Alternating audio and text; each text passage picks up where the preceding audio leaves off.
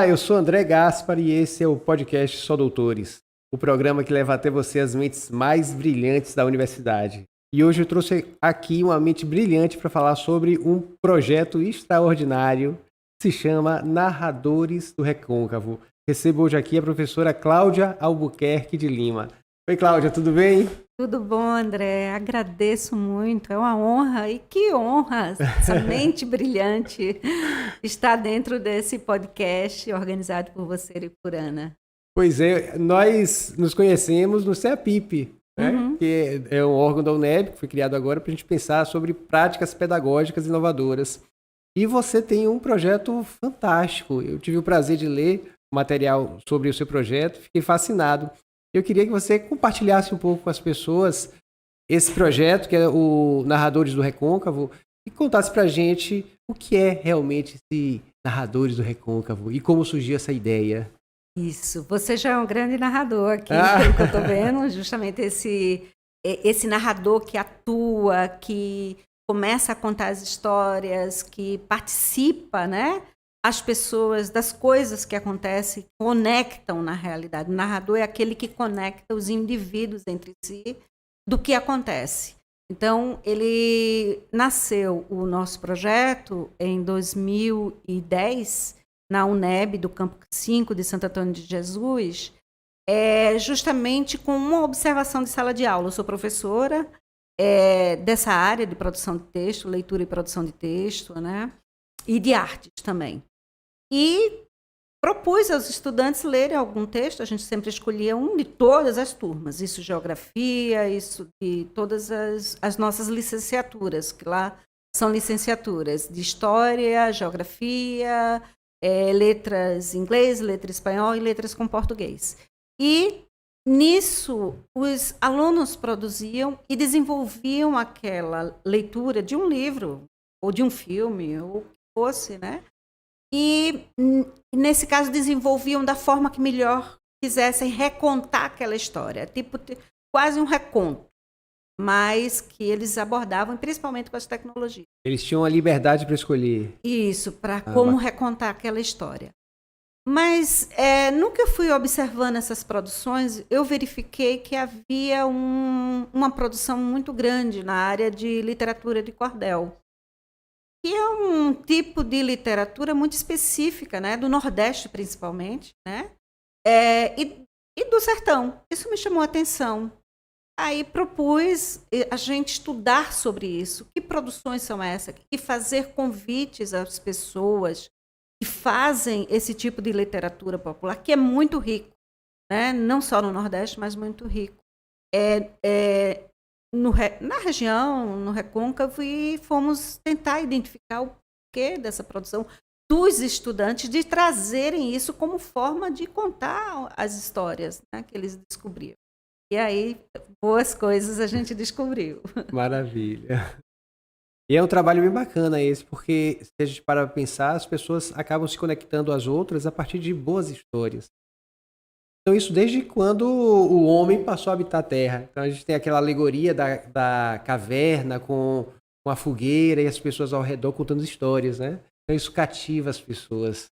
Correto. Isso nos aproxima, nos mantém vivo. Inclusive, a arte de contar história, isso a gente vai ver em vários autores, Bakhtin, inclusive, né? Que vai dizer que é a arte de se manter vivo. Uhum. É a arte que nos mantém vivo através das narrativas.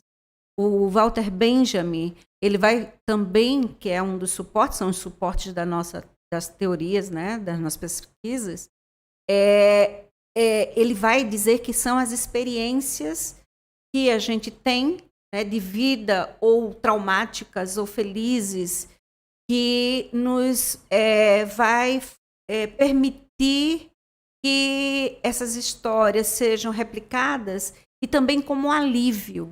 Uhum. Elas servem também para aliviar as tensões. Ela é terapêutica. Isso. Por exemplo, tivemos a pandemia agora há pouco, né? Então, muito desses momentos que nós tivemos, se não fosse o outro, se não fossem os podcasts, se não fossem os artistas, por exemplo, a manter, né, pelo menos essas relações que nós tivemos, que viemos com essas essas novas tecnologias nos possibilitaram também a esse novo mundo. E é isso que nós estamos estudando. E uma dessas questões é justamente essa. As formas de narrar, ou narrar, o contar a história, ele não morreu, não vai morrer. Né? O narrador não morre. Você não morre no sentido assim, de desaparecer. Mas o que muda são os instrumentos, os suportes dessas narrativas, dessas divulgações. Antes era oral, aí temos a escrita, e depois agora com essas relações. E aí você vai ver que o que mantinha muitas vezes as pessoas mais antenadas com a vida, conectadas umas com as outras, foram essas possibilidades de contar a experiência que estavam vivendo, de estar preso dentro de casa, por exemplo. A gente fala de narração e às vezes vem à mente a ideia de um trabalho escolar, muitas vezes chato. Olha, eu tenho que fazer essa redação, eu tenho que produzir esse material. Mas se a gente parar para pensar, nós estamos submetidos a narrações o tempo todo. E elas não só nos conectam, mas também nos divertem, nos aliviam. Quando a gente chega em casa, por exemplo, e vai assistir a um filme, ou a uma série, ou a uma novela, ou vai conversar com alguém, vai ler um livro. Todos esses momentos há o que aí? Narrações. Isso, é verdade. A narrativa, ela tem algo, vamos dizer assim, que ela fala algo do passado. Ela sempre vai ter, dentro da sua estrutura, é algo que ocorreu comigo, é a experiência que eu vivi, que eu preciso contar e relatar. A gente faz isso, às vezes, com sonho. Eu costumo fazer isso com um sonho. Né? Relatar a experiência que eu tive ali. E nós temos que ter essa constante relação, essa relação com o outro. E até mesmo, porque a gente tem o jornalista, que é a figura mais moderna, o contemporâneo são esses garotos do YouTubers, são jovens que estão ali no computador, no celular o tempo todo, os meus filhos, né? Os jovens de hoje em dia. Esse é o narrador mais atual. Benjamin só parou até o romancista e o jornalista. Mas a gente tem essa necessidade, porque ela nasce também com essa forma de, quando eu digo assim, manter vivo, não é só na questão mesmo de saber das coisas, mas é para dizer, olha, minha experiência de vida foi essa. Os antigos, as gerações anteriores, elas têm algo de... Eu experimentei isso, foi dessa forma que aconteceu comigo. Vivemos uma pandemia.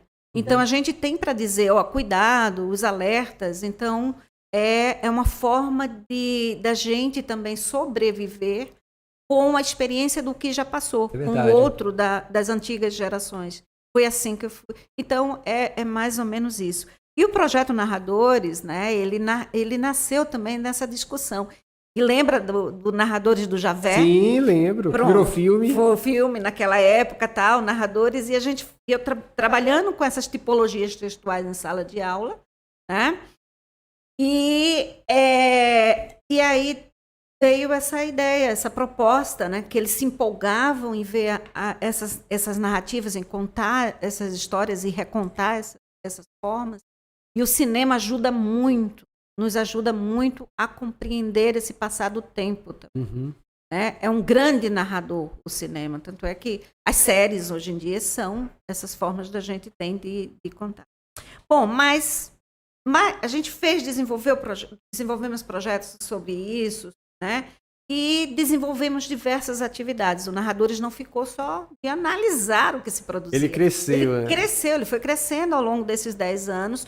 Somos do grupo, pertencemos, né, a um projeto, a um membro do grupo do Recôncavo, que é um grupo já consolidado, tem 20 anos, na universidade, coordenado pelo professor Miguel Cerqueira Santos, e o nosso vice-líder, Jânio Roque, muito conhecido também. E bons contadores de história. Sim, fundamental isso. Isso. E, bom, e aí a gente foi observando a necessidade de passar isso para os professores também, né? Como auxiliá-los nesse método, que é um método que foi trabalhado, um método de narrativas, né? E fazer isso através de oficinas, de diversas oficinas, com os professores das redes municipais. Concursos de redação, nós fizemos uns 3 já concursos, participamos, e conjuntamente com outras entidades, outras instituições, como a Univasf, o Ministério Público também. Então, não é só a UNEB que a gente convoca, são as secretarias de educação, Secretaria do Estado, Secretaria dos municípios também, de Santo Antônio de Jesus também está conosco há um bom tempo. Então, é dessa forma que a gente vai diversificando, né? E trabalhando e, vamos dizer assim, dialogando com a sociedade. Uhum. Porque não fica só nos nossos bancos, né, da universidade. É importante sair dos bancos da universidade. Na verdade, esse projeto tomou áreas de extensão. Ela vai além da universidade. E trabalha com os professores. Isso é muito bacana. Porque professores da rede pública, principalmente, eles precisam ter esse contato com o que se faz na universidade e vice-versa. Para que tanto o professor da universidade quanto o professor da rede pública, eles consigam aprender juntos. Nessa troca de experiências que não deixa de ser também uma troca de narrativas. Isso.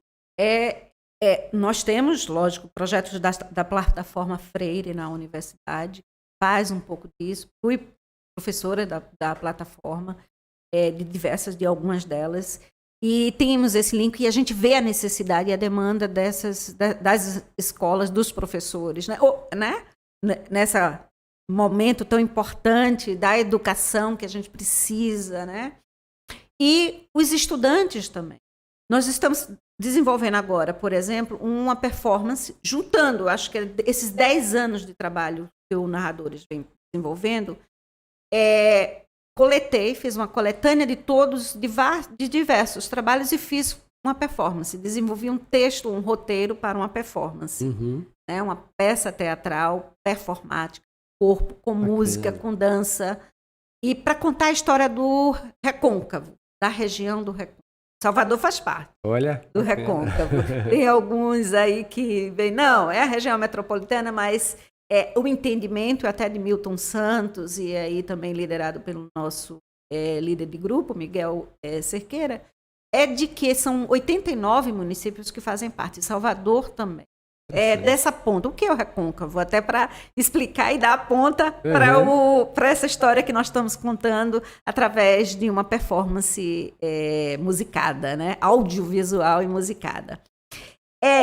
Se você contar da ponta do Farol da Barra até a ponta do Garcês, formando essa grande curva, né? Sim. Essa grande circunferência, semicircunferência, é o Recôncavo. E todas essas cidades que margeiam a Baía de Todos os Santos. E aí nós estamos com uma performance para contar essa história. Você sabe, André, como nasceu o Recôncavo? Olha para isso, não sei. Alguém sabe como nasceu o Recôncavo? Tem várias, né? Várias formas de se contar. Sim. Nós elaboramos uma forma de contar isso, lógico, com os professores com textos de professores da área de geografia, né? Dos nossos cursos, que estão conectados nesse trabalho aqui, dessa performance, né? Nesse projeto, junto com narradores e outros até do curso de urbanismo, também daqui da UNEB de Santo Antônio de Salvador, de história, professores de letras com espanhol, que é o professor Francisco Paco, que é coordenador do La Barraca, que tem essa peça, um grupo de teatro lá em Santo Antônio de Jesus, na UNEB, que há 10 anos também nasceu junto, praticamente, nascemos juntos, lá em Santo Antônio, na UNEB, para contar histórias, sabe? Para contar todas essas histórias, fazer peças de teatro, os cordéis. Cláudia, então, eu quero aprender. Como é que eu tenho contato aí com essa performance? Ela vai ser, eu ouvi você dizer que vai ser através de audiovisual também. Vocês vão gravar essa performance? Como é que vai ser? Conta aí pra gente. Veja, a ideia é ela ser contada como numa linguagem jovem. Você sabe o TikTok? Assim é né? Vamos dizer assim. Os jovens, eles estão se conectando de outras formas. Lógico, tem o Lego, o cubo mágico. Você já pegou o cubo mágico? Então, eles querem ver isso também, contar a história do Recôncavo a partir de coisas que eles conhecem. Eles estão relacionados com esses jovens. E uma desses elementos é o videomapping. Você já viu alguma apresentação videomapping? A gente já teve aqui em Salvador. Então, isso está se utilizando em teatro também, que é a projeção de imagens, né? Junto lá com o teatro, com um corpo de atores, e imagens são projetadas. Nesse momento em que se fala, por exemplo, de Santo Antônio de Jesus, Salvador, das cidades, Castro Alves, sabe? Todas essas cidades que são do Recôncavo, as imagens serão exibidas. E no palco, né? Que vai ser montado através de andaimes, com andaimes. A ideia é do Caê Roberto, o nosso diretor. E são imagens, na maioria, de minha autoria, né? E do fotógrafo Adenor Gondim, com quem já venho executando atividades de exposição. Inclusive, vamos ter uma exposição no Festival da Primavera, que a SCUT da UNEB está preparando para o Cabula, dia 25 e 26. Aqui em Salvador. Aqui em Salvador, já chamando para ir para essa atividade. E nossa performance vai ser do dia 2, vai ser a abertura oficial 2 de dezembro. 2022. Isso, 2 de dezembro de 2022, é uma sexta-feira. Convido todas, todos para essa grande exibição. As 2 sextas-feiras, o dia 2 e do dia 9, vão ser específicas para as escolas estaduais da região do Recôncavo.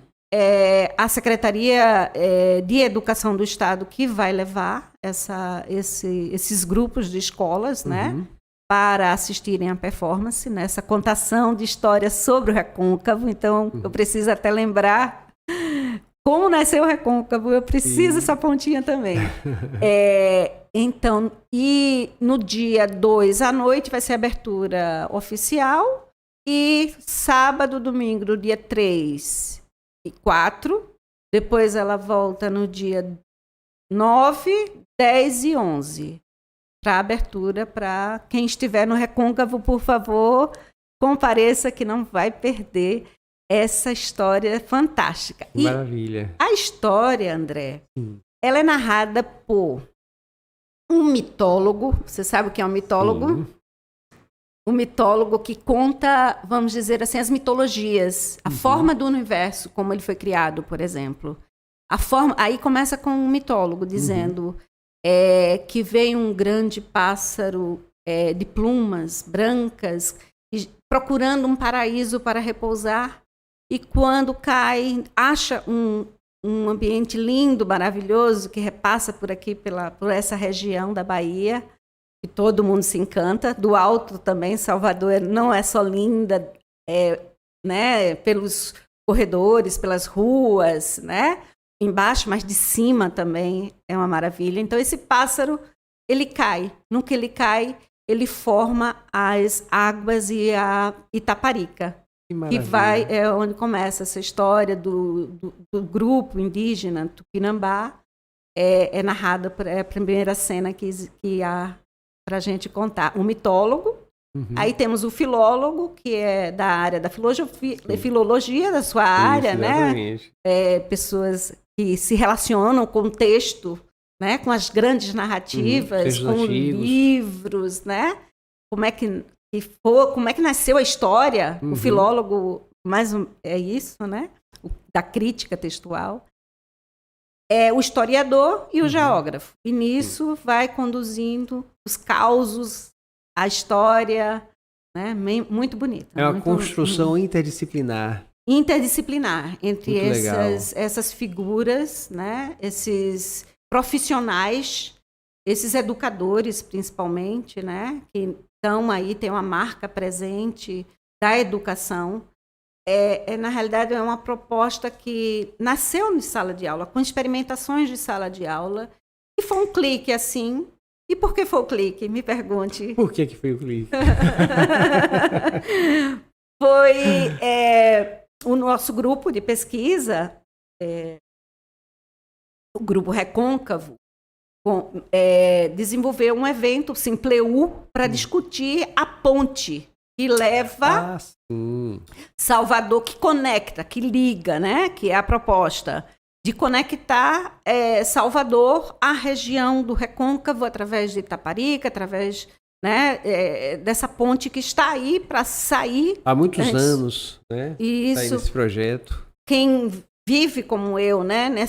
Nesse entre meios, muita gente vive. E você mora em Salvador. Isso. E trabalha em Santo Antônio de Jesus. Trabalha. Tem que fazer esse trajeto. Faço esse trajeto como outras pessoas fazem, muitos professores da universidade fazem isso, quase todos, estudantes também fazem esse trajeto, muita gente, pelo ferry boat também, que é uma tristeza também a situação. Então, o que acontece? Aí foi feita essa discussão, que impactos iria trazer a ponte, ou que consequências, vamos dizer assim, a ponte iria trazer para essas comunidades. Como eu falei, 86 comunidades que circundam a Baía de Todos os Santos.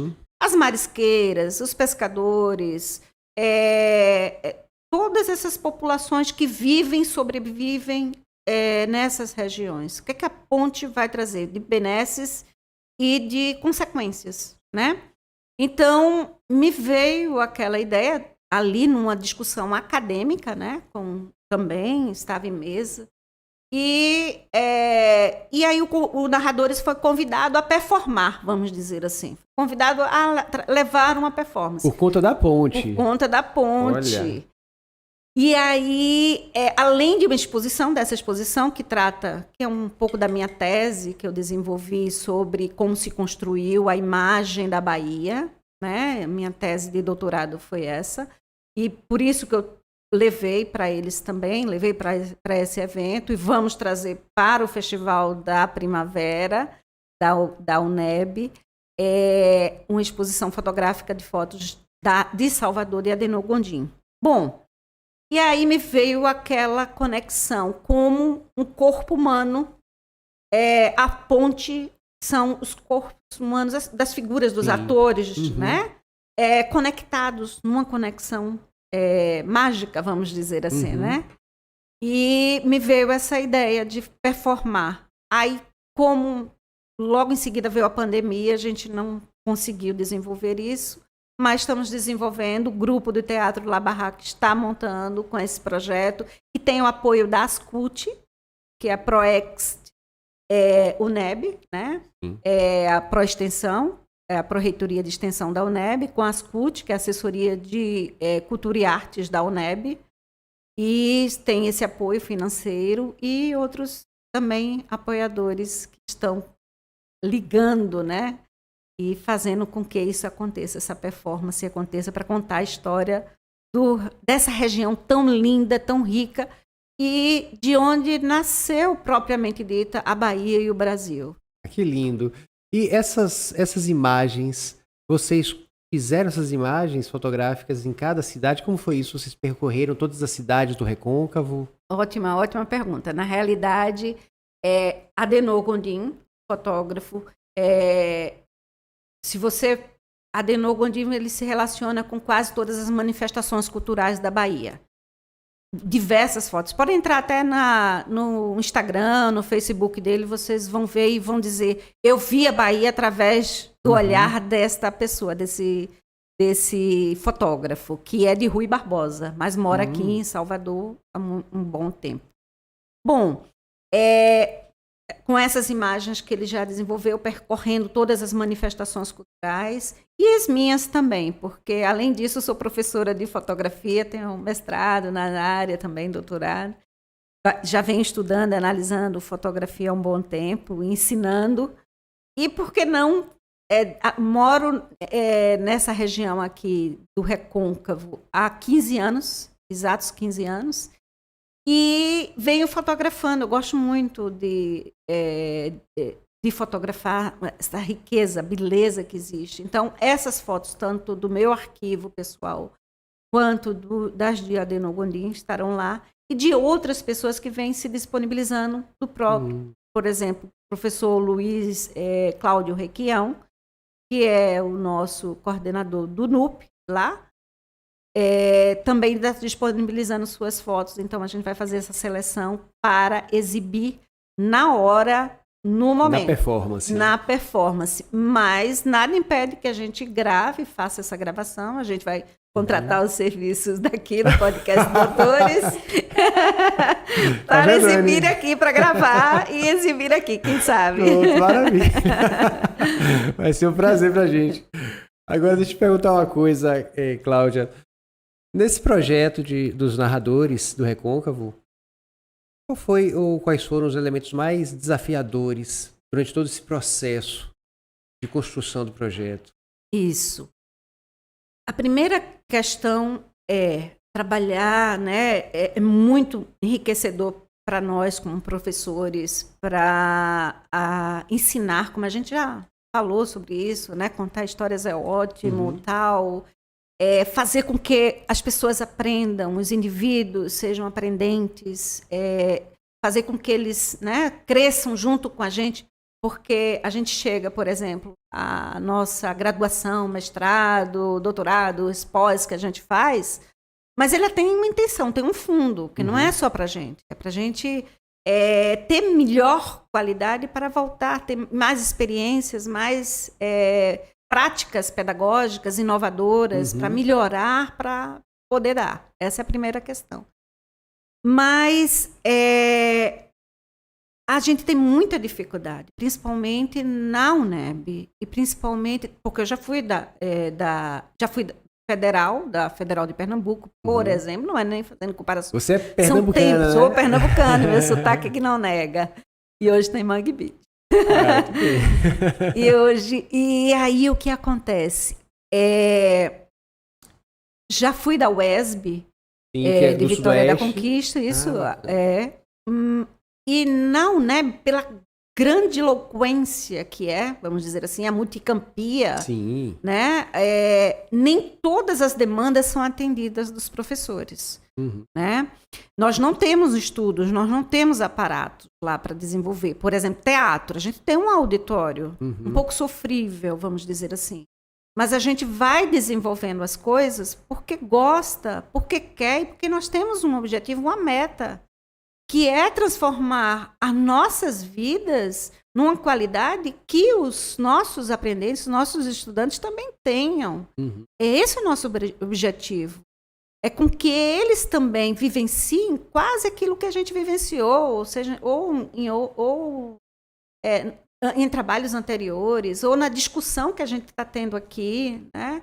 Um professor com o outro, ou nas nossas pós, nas nossas especializações.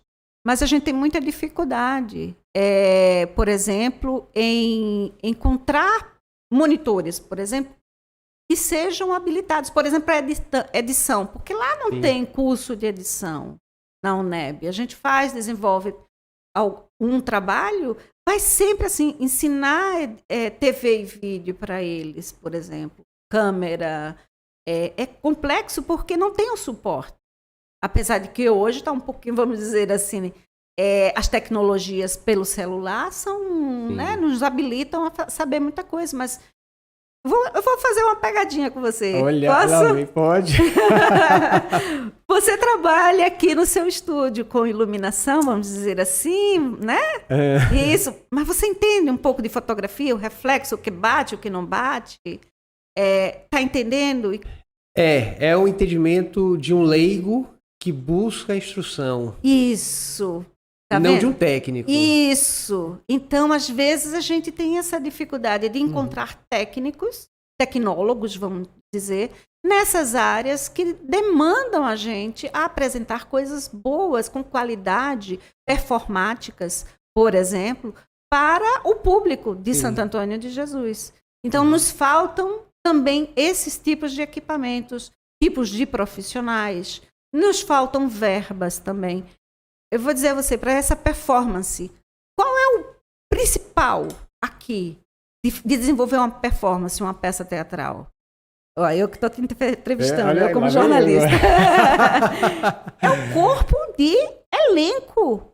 E a gente, na UNEB, nós não temos verba, nós não temos um corpo. São pessoas que vêm de fora, são estudantes, são funcionários de fora. Na verdade, a grande questão é que muitas vezes o professor ele acaba se sentindo, por conta disso, obrigado a fazer tudo e aprender tudo. Isso. E assim, nós somos especialistas em determinadas questões e não em outras.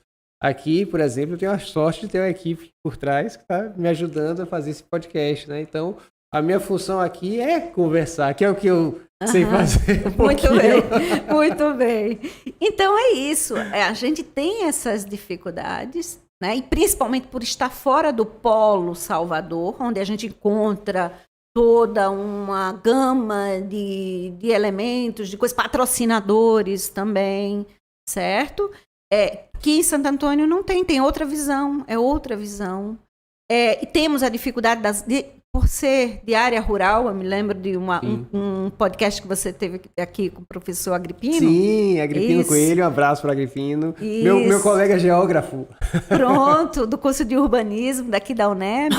E aí ele nos explica sobre essa questão. Lá no Recôncavo nós temos isso, essas configurações de áreas são muito distantes, né, umas das outras, e que vão se encontrar lá em Santo Antônio de Jesus, os estudantes, os professores e tal. E nós não temos vamos dizer assim, uma estrutura que nos dê possibilidade de estar fazendo algo além do que isso, além da distância que nós estamos, né, do grande centro, do grande polo de serviços e de tudo mais, e econômico, financeiro econômico, que é Salvador. Então, isso dificulta também. Se a UNEB conseguir ultrapassar essas questões, eu acho que a gente vai se transformar muito mais e o Narradores vai poder produzir muito mais, não só performance, porque a cada semestre e ano, praticamente, a gente desenvolve um tipo de ação, uma ação. E é produzir e também incentivar, né, Cláudia? Porque a partir do momento que você, como professor, vê um projeto desse dando certo, dando resultado e tendo apoio, você se mobiliza também para fazer outras coisas, para tentar seguir nessa linha e fazer projetos grandiosos como o seu, e tão importantes. Isso, é verdade, sim. Então, eu acredito que o que nós buscamos também ao fazer, tanto o meu projeto, como de outros tantos professores, né, o do La Barraca que vem, fazendo, imagina, montar peças diversas, como é o La Barraca, que é específico para essa performance, que é o corpo de atores que eles selecionam, e você não ter patrocínio para o corpo do elenco, é fazer a coisa por amor, né? Então, se a gente consegue fazer isso, não é só por amor, a gente não trabalha só por amor, por dedicação, a gente tem outros fins. E financiar um lanche, por exemplo. Isso parte do meu bolso, entendeu? Então, a gente faz também. No meu carro, eu boto as fotos dentro e levo para a UNEB para montar lá. Então, são coisas que as instituições públicas não são só as instituições, são os agentes, somos nós. A universidade, quem faz, por exemplo, esse projeto, sou eu, alunos e outros professores. E isso nos torna membros de uma instituição como a Universidade do Estado da Bahia. Então, nós somos os representantes nós é quem fazemos essas instituições. Nós nos tornamos os doutores, né, destas ações. É isso. Pois é, e para vocês que pensam que a vida de professor universitário é fácil, olha só a situação. A gente rala, né, Cláudia? Isso. A gente dá aula em sala de aula, a gente está em várias, né, diversas, tanto eu dou aqui em Salvador quanto em ultrapassa a nossa carga horária e muito. Né? Muito. Então, a gente faz atividades de pesquisa, porque há umas diferenças, lógico. Tem professores que só estão em sala de aula, são dedicados apenas à sala de aula.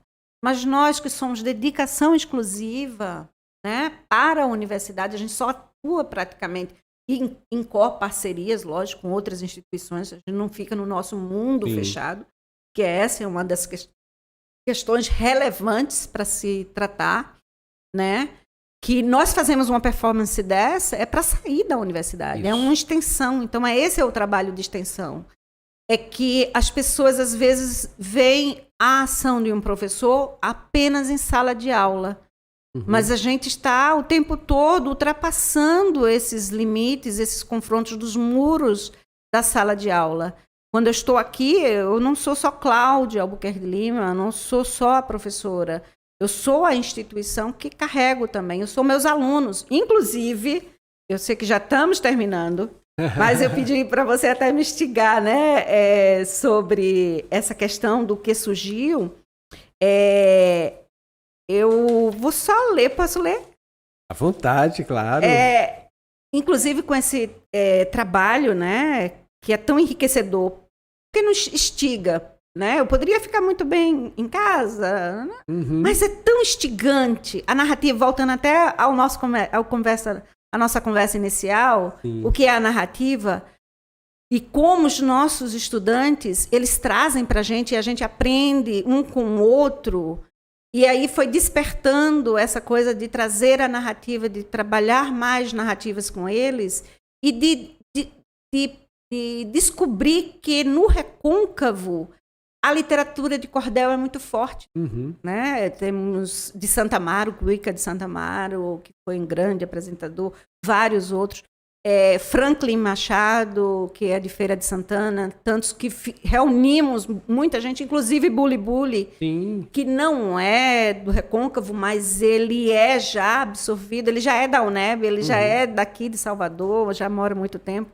Então, a gente descobriu isso, que tem muito contador de história, porque o cordel, a literatura do cordel especificamente, é uma narrativa, porque é um caso que aconteceu, uma história que aconteceu no passado, se lembra da nossa conversa no início? Mas contada em versos. E não é fácil contar em versos. Não então, eu vou só brevezinho, porque já estamos terminando mesmo, né? É um trecho que vai estar na performance, que explica sobre o Recôncavo e o narrador está. Olha aí, spoiler da performance. Vai estar lá, sendo recitada, e que nasceu em sala de aula, numa produção de texto sobre textos populares. Sim. E um dos nossos, que agora é professor, né, foi nosso discente, mestre também pela universidade. Isso, né, isso, tem toda uma carreira. Ocupando esses espaços. E ele trabalhou, foi me orientando nessa área de literatura de cordel. É professor e vira e mexe também está desenvolvendo suas artes. Então, é só para o spoiler. A Bahia é muito rica, nesse fato eu não me engano. Cresce um pouco a cada dia e um bocado a cada ano. Nesse berço de cultura, vou traçar essa escritura do recôncavo baiano. Atenção para entender o tamanho do território. Essa rede é a urbana. Preciso de adjutório para contar tanta cidade, sem mentira, só verdade. E também sem bolodório. Pela extensão de espaço, tem uma delimitação, tem também outros critérios para tal classificação. Para entender o recôncavo, vá lá em Santo Antônio de Jesus, onde cada parte desse canto, com muito mais de precisão, narrar é contar a história e deriva de narração. Já se narrou quase tudo, passado em riba desse chão. E vamos lá ver o Recôncavo através dos narradores e dessa performance com passos do Recôncavo. Maravilha! Palmas para você! Olha, você ficou curioso para saber como é que se constitui Recôncavo? Vá na peça! Só voltando aqui, Cláudia, quais são os dias, só para a gente lembrar o pessoal? Sexta-feira, começa na sexta-feira, dia 2 de dezembro de 2022. Às 2 horas é para o pessoal das escolas. Depois, às 19 horas do dia 2 de dezembro, tem a abertura oficial. No sábado e domingo, às 19 horas do dia 3 e 4 de dezembro, aí retomamos no dia 9 de dezembro no mesmo esquema. À tarde para as escolas estaduais, à noite às 19 horas no dia 9, 10 e 11 de dezembro, sexta, sábado e domingo, lá para assistir no auditório do honrado Milton Santos, Lá na UNEB do Cabula. Não? Na UNEB de Santo Antônio de Jesus. Ai, de Santo Antônio de Jesus, verdade. Pensei que fosse aqui. Na UNEB do Cabula vai ser a Festival da Primavera. Pronto. E vai ser? Nos dias 25 e 28 de outubro. De outubro, né? De outubro, isso. Assim, olha. Uma boa dica. Maravilha. Então, o pessoal de Santo Antônio de Jesus está convidado para... Isso, e da região, observar, né? Então, exatamente. Para conhecer. E espero que a gente leve as escolas, não só as escolas venham até o campus de Santo Antônio de Jesus para saber, né, dos nossos cursos, que é muito importante, o que nós temos lá de licenciaturas e o curso de administração de empresas. Temos também que levar as escolas, levar essa performance, é uma intenção. Quem sabe no ano que vem, se a gente tiver com um bom patrocínio das empresas, né, que verem esse aí, olha, já é podcast um recado. para levarem até todas as escolas do Recôncavo, quem sabe, algumas regiões, as principais, Castro Alves. Isso. Incentivem os narradores do Recôncavo. Cláudia, foi um prazer enorme ter você aqui e ouvir toda essa narrativa de você, viu? Parabéns pelo seu projeto. Muito obrigada, eu que agradeço, é uma honra estar aqui e que viva, né, o podcast de Só Doutores. Isso aí. E na próxima semana a gente tem mais podcast aqui. Um abraço.